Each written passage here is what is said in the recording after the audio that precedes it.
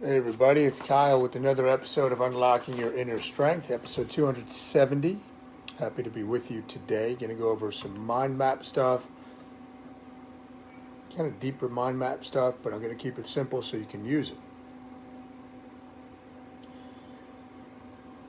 This morning I had the thought, when I got out, I did my cold shower, that's part of my morning routine, and I said, man, life is really good. Life is good. And yeah, there's stuff that can pop up as problems and all this, but no problem, rarely does a problem exist in the present moment right now. Problems need time to survive. I'm going to go into this a little further down, but life is good when you're in the moment. Is anybody perfect at that? Not that I know of, but it's something you should constantly work on, right? How to be present. So I'm going to explain some concepts to you and stuff I've come up with throughout the years. And you tap in if you need to. Post a question and let me know. So first thing, if you have the timeline of life, you have past, present, and future. Let's start with the future. Two things to be aware of with the future. Your brain is a pattern recognition machine. Okay, it's a pattern recognition machine. It's prediction and response. Prediction and response to move forward in a nice, smooth manner. The further out you think into the future, the more your anxiety is going to rise. This is called the anxiety gap, right? So if you're here, anxiety doesn't have that much time to build. The further out you think, it's going to continue to build because you have less patterns, you have less ability to formulate a response. So that's a key to your thinking. Part of this is just being aware of what you're feeling and what you're thinking. When you feel anxiety or something like that, know that your thoughts are future-based. You catch yourself and come back to the present moment. Right? You can't do anything in the future. It's always now. Right? This is stuff I've always worked on and struggled with. That's why I'm sharing this with you. Second thing with the future. When you look at that timeline, past, present, and future, fear lies in the future. The future does not exist. Think about that for a moment, because most people can't get their head around that. The future does not exist. It's a projection of your imagination. It's always now. The future is never here. It's always now. So once I realize this, then any fear I had, usually I can very quickly get it to be, the fear is imaginary because the future doesn't exist. So you're predicting these things that might happen, might go wrong, and they never do. So that's two things about anxiety and fear. They're both future-based thoughts. Now, from one of the books I'm going back through, if you cannot feel your emotions, if you're cut off from them, you'll eventually experience them on a purely physical level as a physical problem or symptom.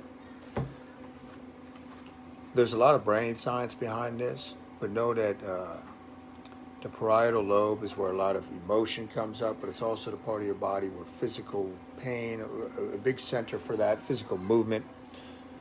So know that you got to be in touch with emotion, right? Motive. But motion, think of the word motion. Emotion, right, is internalized energy. But emotion can be released and expressed through physical movement. So just remember that. Whatever the present moment contains, accept it as if you had chosen it.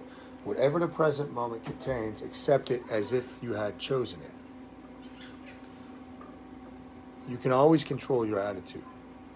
You can't always control the external circumstances. Whatever the present moment contains, accept it as if you had chosen it. Now, this is very powerful for me.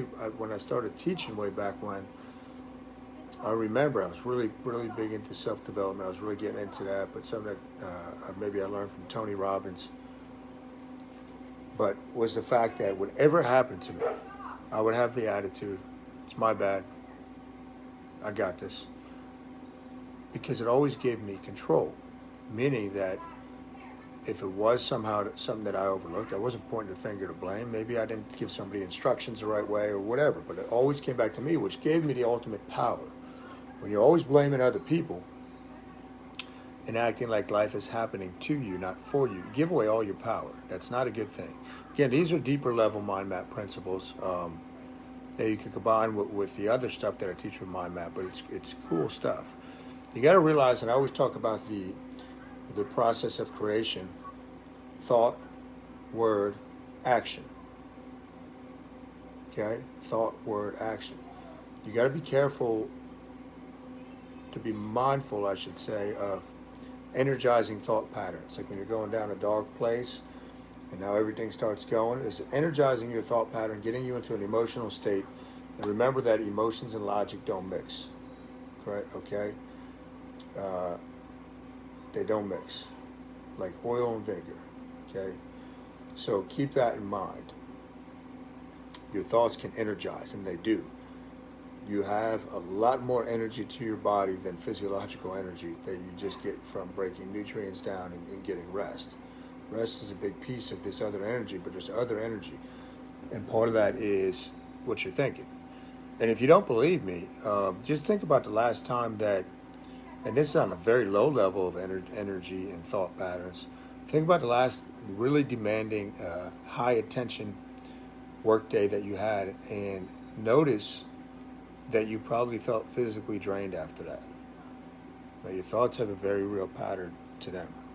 Something when we were in Florida that I was talking with Devin about that popped into my head. Think about anger, right? A lot of people have anger issues. Anger, any feeling or thought you have with anger is tied to the past. Think about that. That's kind of going to blow your mind, probably like the future-based stuff I was talking about. But anything that you're angry about, it's linked to the past somehow. The past doesn't exist either. So you can hold on to all those grudges. You can hold on to all this baggage, but it doesn't exist. And who's it harming if you're holding on to it? And you might have to think about that for a while. It could be somebody that you're annoyed at, but it's because something they did to you in the past. You could be mad at a group of people. It's because something they did that got you riled up in the past. So just be aware of that type of stuff. I mentioned at the beginning, your problems need time to survive. It doesn't mean you're just going to have this easy going life. You're going to face obstacles. You need obstacles to grow. But the problems elevate themselves in your head when you're constantly focused on them and they're out in the future. If you can't solve it right now, put it to rest. Make note of it. Have a plan, and then put it to rest. I was doing this with some stuff yesterday because we celebrated Emma's birthday. It's okay. Deal with that when the time comes. You know what your plan is. But for now, you've got to bring yourself back to the moment. And be very mindful of if you have a predicament or a problem. If you have a problem, it's a good thing. Problems, by their very definition, have a solution. Predicaments have no solution.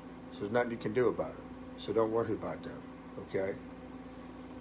Another cool thing that I'll give you as a tip you can use with people, especially when you're communicating, right? It's all about relationships and how you're communicating with people.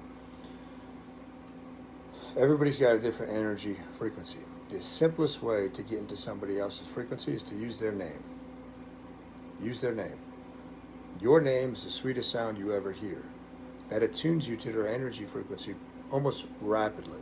So in conversation, start practicing this. Use people's names more often. If you meet somebody new, make sure you repeat their name a few times, right? But when you realize how the brain works, right, and what it's craving and all this type of stuff, if you want to be a great conversationalist, make the whole damn conversation about the other person. Ask questions. Really be curious about that person. You're not doing this to manipulate. Be curious about that person. You already know enough about yourself. It's not about you. Okay, so keep that thing. And the last two things I got for you, again, this is like Mind Map 201, some deeper stuff. When you have heightened inner importance, when you're holding yourself up too high, putting too much emphasis on something happening, it's always going to get chopped down. Always. Be aware of that. You can call that ego, call it whatever you want. I remember, so the mind, right, identifies with time and The mind and ego, let's say they're really the same thing. I remember last summer, it was the first time I had ever done a psychedelic trip.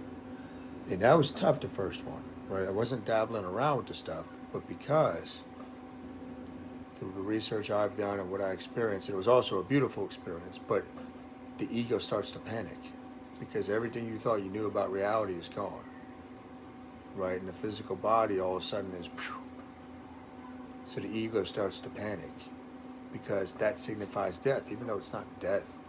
So you think about that. Heightened inner importance. When something's going on in your life and you want it to happen, say, it'd be nice if it would happen. It might not happen. Not a huge deal, but, and that's it. I got to get this. I got to get this. I got to get this. Don't do that, right? The energy pendulums are always going to come back the other way, and it's going to elude you. Last one, focus on your action. The quickest way to get out of a rut is taking action. Focus is attention. Where your attention goes, energy flows, and results will follow. Where your attention goes, energy flows, and results will follow. Focus on your attention. Focusing on your attention is focusing on the process. Where are you in the process? Don't desire these goals that are going to take you months and months to achieve. Focus on the process. That could be just the target to keep you on the right path. Other than that, focus on the process and what you're doing. So that's what I got for you today. Hopefully you enjoyed it. Head over to kylenewell.com. You can get a couple free downloads I have, my reading list, and free fasting manual. So that's pretty cool. And yeah, if there's ever stuff you guys want me to talk about, make sure you let me know. Hit the thumbs up button. Hit the share button if there's somebody you know that can use this, and drop a comment. You guys have a great day.